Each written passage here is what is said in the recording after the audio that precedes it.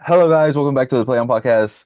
This is episode 82 with your hosts, Jerry and Jesse. We're coming back from we're at the tail end of international break, so it's good signs coming, guys. Good signs. Dude, it's so bad at this point. I know there's like some storylines that Sweden might have not qualified. They did. I think Italy's on the brink of qualifying because they beat Israel today. But the Yep. storylines aren't really there. Like, I don't know. Everyone's kind of qualified for the World Cup, and it's hard not to be in it, especially with the big teams. So, do you wish there was a back to the old format? Less teams? Yeah, because it's not like we're adding too many powerhouses to the World Cup. Because sure, we're getting more teams from Europe and some from like South America, where there's really more, better teams per se.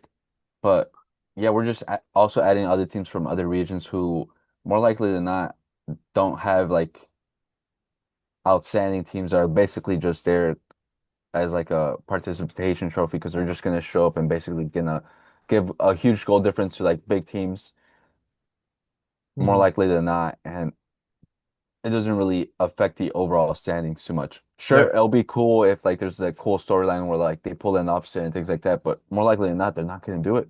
Like that 2013 World Cup qualifier between Spain and not Spain, Portugal and Sweden, the Zlatan versus Cristiano Ronaldo game. That's an instant classic. You get games like that, but now it's like everyone's in it. What's the point of watching them? So maybe they should go off of FIFA rankings, but that's very up for debate as well. But I don't know. I'm just trying to find ways to eliminate international break because yeah, this has been pretty bad. Hey, let me focus on American football though. So that's the one good thing out of this. Yeah, not many good things about international break. And then as always, there's always, news of one of your Injuries. players, yeah, getting injured. And it's always drama because you're like most of the time, most of these games don't even matter. There's no real reason for them. And you just see your player out there playing like 180 minutes against lower level sides that they could have, didn't really need your star player to be playing these minutes. And they just pick up an injury and you're just like, great. Just because of that, my player's gonna miss like 4 weeks for no reason. And the ones that are making out of the headlines for that is Spain. Dani Olmo, the club warned the international team saying that Dani Olmo has muscle overload, so don't play him that much. And he got injured, so I think he's out for 4 weeks as well. Um, but they're also blaming the player because he also didn't say anything, and he was willing to play and like train and everything. So that's also on his part. If anything, it's a blessing in disguise because he's been playing so bad. So, um, but also another player that got injured was Ferran Torres. Yeah, also Same muscle thing. overload. Hmm. Muscle overload for Exact same Spain. thing. So I don't know what's going on with Spain. You guys already qualified. There was no risk of not qualifying because right now they have 12 points. Turkey has nine out of on both played 4 games. So there was no real threat of not qualifying. So I don't know what's going on with Spain. They're just trying to injure our players. Yeah, and it's weird because it's not just Spain that's been having problems. A lot of teams have been having problems with like international teams and especially like the team doctors because there's been high profile cases of other national teams having problems of the doctors saying the opposite thing of what the club is saying, and most of the time it's just like they say just so the player could push through or play the game, and they'll just like give them a painkiller or a medication for like just to dull the pain or just to be able to get through the match, which leads to more injuries. It's Or like, they're just go go ahead, ahead. my bad. No, Oh, no, no. I Go was ahead. gonna say like it's like American football. If they get a diagnosis from one doctor, they go get a second opinion until like that doctor is like, "Oh no, you're good. Just take this." And Yeah. yeah, it just aggravates the injury. So it's something like that. Yeah, and it's so weird. And it's not just that, because sometimes it's incompetence of like how they manage the injury afterwards. Because sometimes they'll not even give them like full treatment and they'll just like hand the player back to the club and they'll be like, "Oh, here you go." And the Hmm. club's like, "You just you couldn't even like have them go to a hospital or anything, have them checked out. You just directly send them here with an injury and then expect us to handle everything. Yeah. Because I think the teams do get compensated if the players do get injured during international break. I know Gavi most famously for when he tore his ACL with Spain. Barcelona did get a lump sum amount from But, the Spanish international team for like but his salary or something like that. yeah, but most of the time it's just covering wages. And you're like, Yeah. okay, covering the wages is cool, but we still lost a player and we're just like having to make up for it. Yeah. And sometimes that forces the teams to buy players from the market when they didn't want to, especially a player that you're just gonna have temporarily. Exactly, yeah. So, not a fan of international break. Can't wait till it's over. Spain needs to be investigated because I don't know what's going on. They keep making Pedri play too. It's like, come on, dude. Yeah, and I think the biggest problem is not just the Spain, but also like the media, because it sort of hyper focuses on the player if like he because they're almost forced to say, "Oh, I'm okay to play. I can play," even though they're playing a lot of minutes or they're coming off injury or things like that. Because, like, oh, if they say, "Oh, I don't want to play. I'm feeling injured. Let me take this one off," the media, from like media companies and also just from like the people from like the net like home country people will come after the player and be like, oh, where's your patriotism or where's your nationalism? Like, oh, you just don't want to play for your country, but you'll play for your club and all these things. Mhm. And so they're basically pushed into a corner where they're like, oh, we have to force ourselves to play through these injuries to play for the national team, or else we don't want to deal with all the problems of like constant like media pressure or like fans berating you in the comments of like every social media post or your family social media post and be like, oh, he doesn't want to play for like the national team. Yeah, so it's a little back and forth. There's a lot of people to blame, but overall, the player also has to. It sucks too, because like you said, you get criticized if you don't play. Like Hmm. the NBA most famously, like the load management thing, they'll start saying that for soccer. I mean, Mbappe said it more famously. I think he was the most famous case. Like, I only want to play the important matches, Hmm. which at the time we did criticize, or at least I did. But it does make sense. Like, half of these matches don't, like, they're meaningless. Look, I'm looking at it right now. Where is France in their group? I think they already qualified, didn't they? Yeah, they're in first place with 10 points. Second place is Ukraine with 7. But let's be Yeah. honest, they were always going to qualify. Yeah, and he's been famously criticized for not wanting to play or having troubles with like not going to the national team. And look at what happened this week or this international break. He picked up an ankle injury with Madrid, but he still played the first game and then he re-aggravated it. So, and I don't think players should be criticized for like load management in this scenario because in modern day football, they're playing more games than ever. They're playing more games in the club with all the new competitions, the new games added, and now international football is also trying to add more games, more meaningless games like you know, there's a famous Nations League. There's all these other things being added constantly. And they're like, oh, we're playing like over 100 games a year, and they're like also considering all the traveling they're doing. You're just like, we need a break. Yeah, so maybe they'll get a. I know FIFA eventually will get the hang of it. I know the players' union is probably going to be a thing eventually and raise their voice because there's more players that are constantly saying it. Mbappe, Jules Koundé constantly criticize it. Tony Cruz was a big advocate of saying that we play too many games. So there's gonna be a movement eventually. And I know a lot of people say, oh, but they get compensated for it. But but still, it's a big difference, pushing for like saying, oh, well, they get paid millions, so they should be able to do that. It's not just because they get paid that much amount of money doesn't mean they should be, you know, forced to play every game every day. Yeah, definitely. Because if they do play every game, every single minute, like their career is gonna be cut short. Exactly. But yeah, I can't wait for this weekend. That's all that really matters at this point. I want to go back to club football, be competitive. La Liga's at a hard start with with Madrid, Barcelona, and Atletico Madrid just again battling for the title race. Especially with like Madrid first stumbling, Barcelona taking advantage, then stumbling themselves, and then Madrid taking the advantage again. And the Clasico, what being 2 weeks away? I believe so. Let me quickly double check. Because we're today's the 14th? Yeah, today is the 14th, yes. It's I think the 26th, right? Let me see. Yeah, it is the 26th at 10 a.m. Yeah, so basically like 2 weeks away.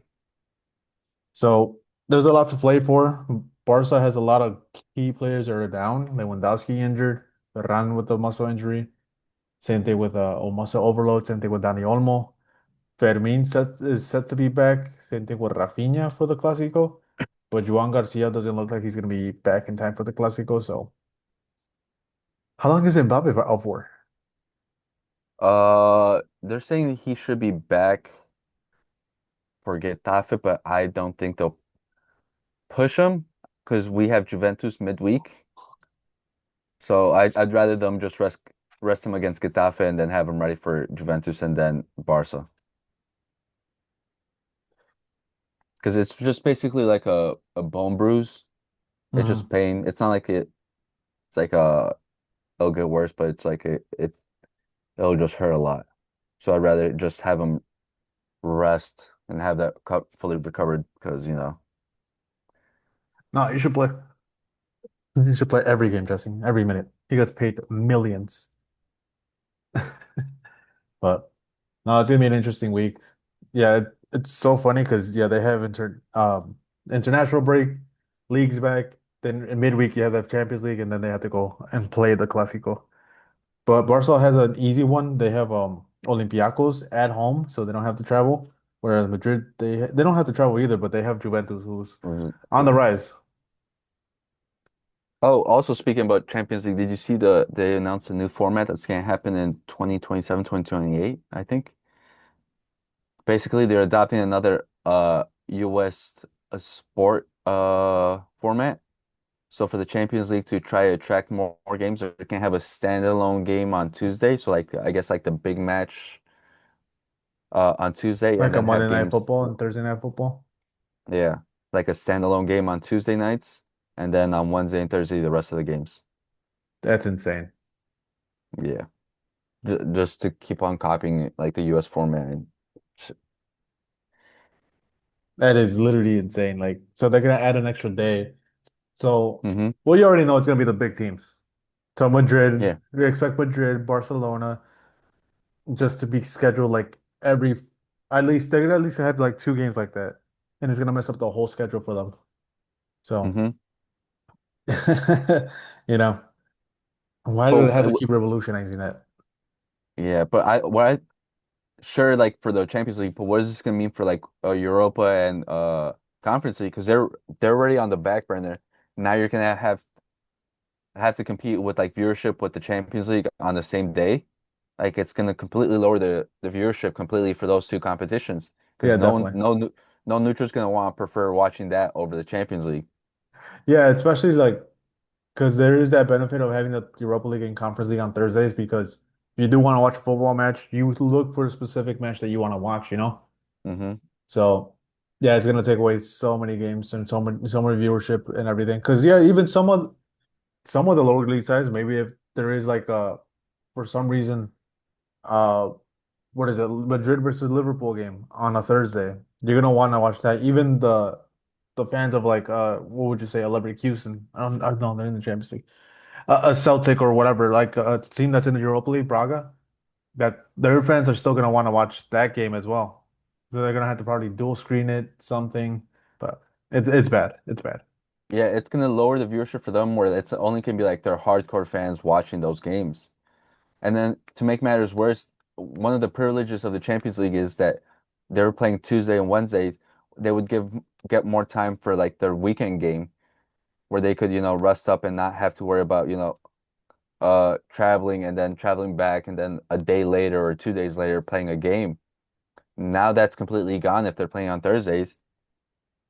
Yeah. So now it's just making the schedule even more congested for these teams and making it harder. Hopefully that gets rejected because in hindsight, it is a good idea if they didn't play that many matches, if Europa League and Conference League weren't conflicting with the whole thing. Because yeah, I'm pretty sure the sponsors for those two competitions aren't happy about it. Yeah, like are they gonna? Because before you knew that Thursday was for like Europa League and now Conference League. Now all of that is gone. Yeah. So hopefully there's a vote and they somehow deny it, but we'll see. That's so bad. Like you guys Yeah, already have enough money. Stop. yeah, man. But in other news, also, Sir Jim Radcliffe, the ma new Man U owner, has says that Almiron deserves or needs 3 years before he can be fully judged on if whether he should be replaced for this Man U team. In a way, For I'm his, happy that they're giving him time and not right away going into that whole circus of who's the next manager. This guy's about to get fired because it already throws that away, throws hmm that talking point away because it already kind of started this season. hmm So that kind of saves him and gives him like time to keep trying to implement his system, which I think he still hasn't done. Yep. But yeah, he has to start getting results. I thought like by now he would have gotten results because he had half a season last year. No, more than half a season, right? Yeah. He came in what like around this time, like November or October. Yeah. And he had a whole summer preseason to try to implement his ideas, and it still looks like the exact same Man U team. So in a way, it is a good thing that they're giving him time, but how much time are you going to give him? Because yeah, eventually they're going to start going on a. If they go on a losing streak, do you think it's hypocritical for them to fire him? And you think they would? I think it is hypocritical based on what they're saying, but it's also necessary because remember this is Man U we're talking about. Sure, they might not be where they used to be, but the perception is still there. The fans, what they want is still there, and the amount that they're paying these players is still the similar of what top teams are paying. So like you can't expect like middling results for too long, and especially like losses like that, because it will affect it, especially because they're in a dire financial situation, and they can't handle, not being in like European competitions because that brings in money, and the higher placing brings in money. Because the better you do, the more viewership you get. It's just a fact. Like more people want to watch you if you're playing well, and they can't keep standing that, especially if they want to fund their, what is it they call it, the Wembley of the North, the $2 billion stadium that they want to build. Like they can't handle that if they're keep on losing. So I think fall victim to that. Yeah, that it's so interesting. But I am so grateful for Xavi to save Barcelona because I think Barcelona was going into that same trajectory as Man U. And I'm so grateful Xavi came in and won us the league, gave us some stability, gave some youth players some chances, um, because that saved the club. Because yeah, Man U, they was like it's like looking in front of a mirror of what Barcelona was going to become. Yeah, and I think he did save you. I think it's funny because he showed Man U the blueprint of what they should be doing. Because Man U doesn't have like an awful academy system. We keep on hearing about like all these players like Kobe Mainu, Amad Diallo, Elanga was decent but not like great. But like Garnacho was good at one point. yeah, all these players coming up, and then we still hear of like there's this other kid, this 15-year-old JJ something, all these other young players that they have, and yet they don't get the chance in the team because they spend like $80 million on this player that's completely washed, like Casemiro. Like I don't know why they pay that money for them. I every time I say it, I thank them for giving us all that money for no reason. Like they're buying these players that fit an old system or like an old coach's system that gets fired in like 6 months. And instead of giving the young players a chance and recuperate the money and like potentially sell them on for big money moves later on if they're truly not up to the level.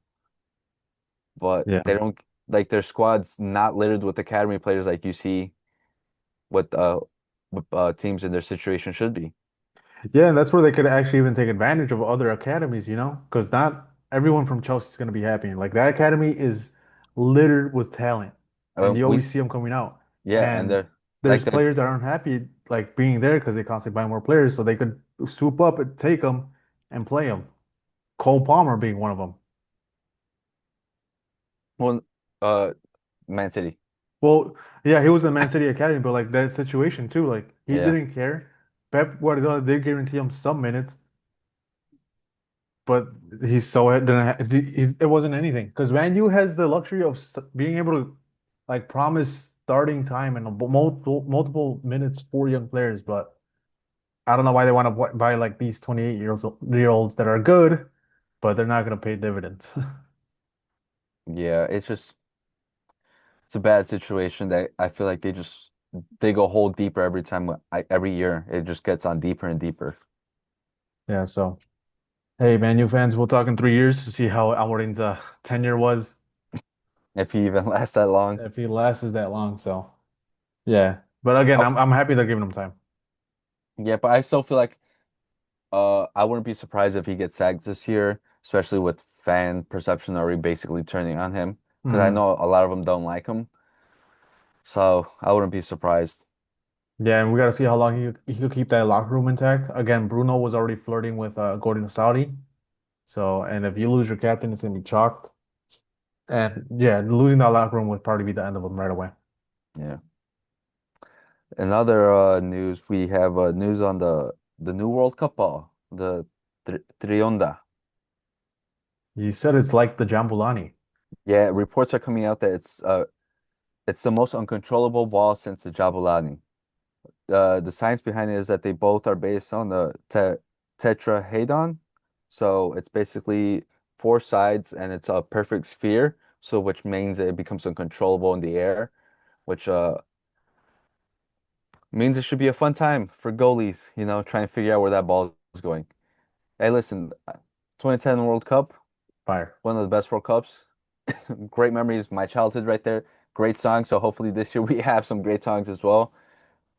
But yeah, the ball coming back to like that. Hopefully it makes this World Cup memorable because everyone still remembers the Jabulani and everyone kind of wants one just because they're so fun to play with. Yeah, I don't know if anyone's ever played with one, but like, yeah, that ball was awesome. Even like the fake ones, the replica ones, they were still pretty good. They still had that movement, but like, oh, the movement was so exaggerated. But whoever's gonna, well, if I was an international coach, I would be practicing with that ball right now. Because if you master that ball, like, who was it? Why do Diego I want to say, Forlan, no, not Diego Forlan, the left back from the Diego Netherlands. Diego Forlan was crazy with that ball. He was, but it's a striker. But what was the left back's name? I want to say Bornhöfer, but that's the striker from FIFA 13, the silver card.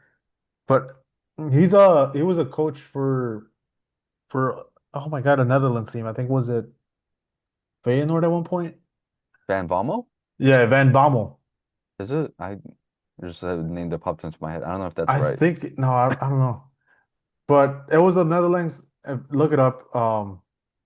It was a Netherlands player from 2010? the 2010 World Cup, and he mastered that ball, and he was scoring so many long range free kicks, or just goals in general. I think one of the most famous ones was from legit from the halfway court. Giovanni Van Bronckhorst. Yeah, He Frank cap Van Bronckhorst. he captained the team. That guy mastered the ball, and he was hitting it so many times from that side, from the halfway line of the pitch. It was insane. So that's what I'm saying. Like international coaches have to give have to start practicing with that ball right away, just so the players can master it and they can take full advantage of it. Because again, the Jambulani was so uncontrollable. Like you would think that these YouTubers that make those free kicks, whatever, or like yeah, impossible free kicks and like the ball was exaggerated. That's CGI. Look up This was the 2010 and World Cup and that's exactly what it looks like. yeah, you got honestly, if it's true and if the reports coming out are correct, you goalkeepers are gonna be up at night having nightmares, and you gotta pray for them because they're gonna be crying because the ball would literally move to one side, then back to the other, And then per dip. and then dip, and it was just insane. Like the goalie literally had to guess where the ball was going. So I'll make for a fun World Cup if it happens. I don't know. I've heard other reports like that in previous World Cups about the ball being like that, but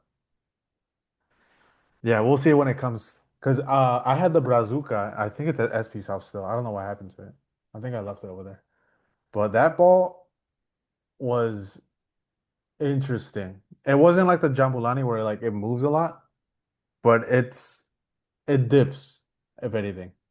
That ball has a lot of dip to it. Yeah, the James Rodriguez famous ball. Yeah, made him that World Cup made him. But we'll see. We're gonna have to get our hands on it, Jesse, and test it out. Yeah, maybe we'll do a video about it. Maybe. But Shaka not being goalie. I'm not being a goal. I'm letting everything go through.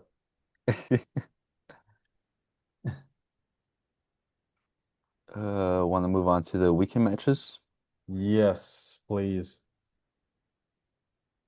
Oh man, dude. It's been a long time coming. Is there anything on Friday? Friday is PSG Strasbourg, the only thing. We already know. We don't talk about the French league. We know who wins it. None then just Saturday. Saturday. Saturday we have Spurs versus Aston Villa, Liverpool versus Man U. Oh no, that's Sunday. I would say that's Sunday, I think. Yeah, I accidentally double clicked. My bad. Saturday's Man City versus Everton. That's gonna be a dirty match. You know, Everton doesn't let up. They're a blue collar team. Straight up, they'll get like 30 yellow cards. And they haven't been having too bad of a season. They're literally eighth place with 11 points, and Man City's in fifth with 13. So it's gonna be an interesting match. Then our famous Sunderland, of course, Jesse, our ninth place team facing Wolves. Big points, big points. I think Crystal Palace versus Bournemouth. It's sixth versus fourth. Big game. Yeah, definitely a big game. Oh, they were undefeated, Crystal Palace. Um, do you think? Yeah, I think they could edge it out. They're playing at home too. Yeah. Yes, it's Crystal Palace all the way on this one. Brighton, Fulham, Arsenal? Newcastle. Wait, you said who? Brighton, Newcastle. I don't like Brighton because they're so inconsistent. But I am interested in Newcastle to see how they develop, especially with the chemistry with the new striker. He's been Also, scoring goals. yeah. So and he just scored this goal on an international break against who knows who. But I think I'll be interested to watch. La Liga. Barcelona Girona, the derby for Barcelona. Girona will get a cheeky draw. Stop. Stop, Jesse. Cheeky draw. No hate watching for Jesse. This is gonna be a Barcelona dub. We're playing at home. Girona doesn't have a great time at home. If it was Girona away, I think it would be more of an argument of a Yeah, hate watch but for you. yeah, But but all the injuries that Barca have, we'll manage, Jesse. We'll manage. I I don't think know, we'll dude. manage. I think a cheeky draw might be the best that you guys get. I think we'll be able to manage. Especially Via, Girona has been that good this season. yeah, but who cares? It's a derby. Real Betis, that's a good one. That is a good one. It's three versus four. Oh man, and it's in El Madrigal too. I think I have to go with Villarreal on this one. They gave Madrid a match. It wasn't that easy for Madrid to win, but Both I teams think have big injuries, so it's tough. And plus, Betis is without Isco, so it's damn, gonna I be a was just tough one. looking at Villarreal's injury list. It's long. Yeah, that's why I said both have big injury lists. So it's gonna be Uh, a huge match for Anthony, you think? I think him and Lo Celso, and it's also El Sony.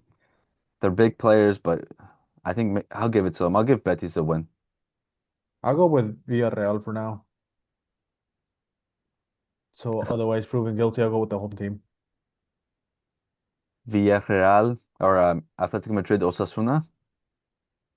I think Atletico Madrid's gonna win this one. Again, they're playing at home. If it was in Osasuna, I think it'll be a bigger match.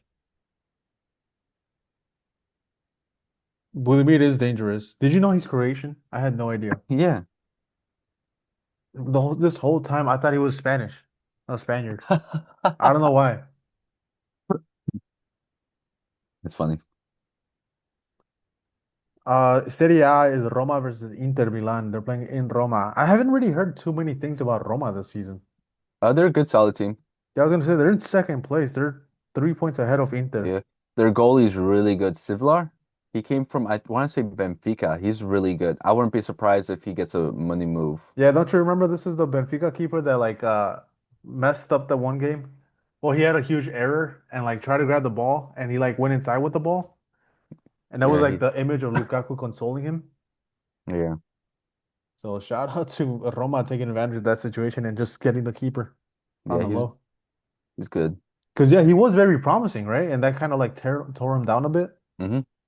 He's so young. He's 26, so Plenty of time. especially for a goalie. I'll go with Roma. Yeah, I'll join you.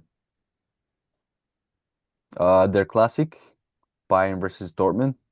I'm picking Bayern. It's Bayern at home. If you say otherwise, I would bet my house on you against you. I'm going Dortmund just because Hurricane hate watch, dude. People are hyping him up too much. I've been seeing too many clips about English media hyping him up, calling him a generational striker, and like all these other things. He's the top Premier League goal scorer of all time, Jesse. No, he's not. He is. No, Alan Shearer still has a record. Oh, he's gonna go back to Spurs and score a bunch of goals or Man City. Wolfsburg, Stuttgart.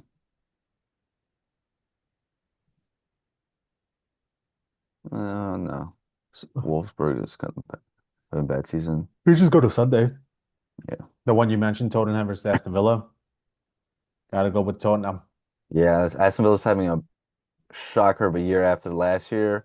And Spurs, they've been iffy, but I trust them more than Aston Villa currently. But Aston Villa has won the previous four matches. They beat Burnley, they beat Feyenoord away, they beat Fulham, and they beat Bologna. Yeah, They only tried against Sunderland. but not teams that scream Well, then again, Tottenham tied against Wolfsburg. Not Wolfsburg, Wolverhampton, the last place team. They gave them a point, their first ever point this season. yeah, but they didn't lose. I think it'll be Mm-hmm. tougher. I'm still going Tottenham because I like Tottenham, which is so fucking weird to say at this point. But yeah. You know what? You going with Tottenham means they're cursed, so I'm going with Aston Villa. Oh my God. Just to be different, dude. Liverpool versus Man U. Are you taking Liverpool? Of course. They're on a three losing streak. Yeah, it's so menu. Yeah, and I'm with you. Don't say it's a curse, Jesse. I want you to go against this one, if anything. It'll be funny. No, Uh, I'm good. hey, I I'm got good. Liverpool. This is their what is it called? Their confidence match. You know, like Yeah. the longest yard. You take a lower side and just beat them so Pope to gain more confidence. This is that Yep. game. Then your La boys Liga. Getafe versus Real Madrid. They're playing in Getafe, anti-football. Are you ready for that low block, Jesse? Yeah, it's gonna be a quick match, easy match. Not worried. But you guys have a decent amount of injuries. It's Rudiger, Carvajal, Well, Rudiger's Huijsen. been Mm-hmm. Huijsen, he might be back for this match, right? yeah, but I wouldn't be surprised if he doesn't risk him. True. Then you have Ferland, but he's back in training. Masantuono got injured. Yeah, must overload Argentina. Trent also injured, and then Mbappe, he's still doubtful because of that ankle injury. Hate watch season, Jesse. It's going to be a tie. Yeah, we'll see. We'll see who's successful this weekend. And then I think the biggest match of the weekend, the one that everyone should watch, Como versus I'm Juventus. not watching that, dude. It's at 5:30 in the morning. Dude, it's my boy going against my other boy. My boys that can be playing, dude. It's gonna be a match. There can be fitted Damn. blows. Past five matches, Juventus has tied all of them. Yeah, I'll take Como. I gotta go with Como, dude. You know what? I'll give it a cheeky draw, dude, for both my boys. It's gonna be a 0-0 unthrilling match. It's gonna be a 3-3, both of them with hat tricks. No, it's gonna be 5-5, dude. Hat tricks and 2 assists. No, it's not possible. I think Como could edge it out, especially because Juventus is warm, and they're also facing Madrid this like midweek. So you gotta think there might be rotational players coming in because of the whole international break. But give me Como. Atalanta, Lazio. I gotta go Atalanta. Lazio's still inconsistent. They lost three, whereas Atalanta they're a little more consistent. They won two and drew four. So I'll go with them, and they're playing at home. I really want to say no, but yeah, it's Atalanta. And Milan versus Fiorentina. Can I bet against Captain America? No, I'm going Milan. Yeah, I'm Modric betting has revolutionized that team. he has, but it's Laviola, dude. It's my team. They But haven't been good, Jesse. I know they haven't. That's why they need this pickup game. This is But not an easy pickup game. They're playing it in the San Siro. exactly will make the confidence boost. I'll go for Laviola, dude. Fiorentina fans, send me a jersey, dude. I've been with you guys. I'll support you. Right, that's our picks for this week. Again, not really much to talk about so far because yeah, international break doesn't make it easy. Yeah, we must have been yapping, dude. Yeah. Is there anything else on the list? I think it's also the under 20 World Cup if you want to talk about that this weekend. Uh, no. Mexico got knocked out, so no. Uh, yeah, all right. Well, No, Gilberto but Mora's linked to Real Madrid. and Barcelona. Yeah, but he says preferred destinations Real Madrid. He knows ball. Hey, He knows so ball. so did Barcelona. Like Isco has always been a Barca fan who goes to Madrid. Yeah, Modric but has always been a he goes to Barcelona Madrid fan, goes to Madrid. because they know ball, dude. They know which is the better team. We'll see. We'll see where he goes, to be honest. It's gonna be interesting. Also, I gotta give a shout out to Chema at Stuttgart. I'm watching. If you keep up the development, I'll give you a spot next year. Right. I'm in charge of recruitment now. In charge of recruitment. Yeah. So far, you've been what three, two for well, one for one. I'll give you the Nico Pass one. I don't know about Basatono. He was a hype player. Nico Pass, not as hyped as I think you were hyped before everyone else was hyped for him. I was hyped since way before. Remember that Champions League goal? He had the long range Yeah, I shot. remember. I was hyped before that, but no one believed me. Yeah. But anything else before we end it? Uh, Fantasy football, don't even ask us. We're don't numbers. don't uh, don't even talk about it. The Bears, dude, we're on the come up. We're back. Ben Johnson, I love you, man. You changed my life. Three in a row, dude. We're on a win streak. We're contenders. We're contenders, dude. I can feel the Super Bowl come. If we trade for a defensive end, I think we'll be okay. We just need pass rush and maybe a corner, dude. Our secondary is kind of iffy. Yeah, Tyreek Stevenson got cooked yesterday. I don't know if you've seen the clip. Yeah. We need Jalen Johnson back, but he's injured, so I wouldn't mind secondary help, but more importantly, pass rush. Yeah. All right, guys. Thank you guys so much for watching. It's been Jesse and Jerry. Peace. Peace.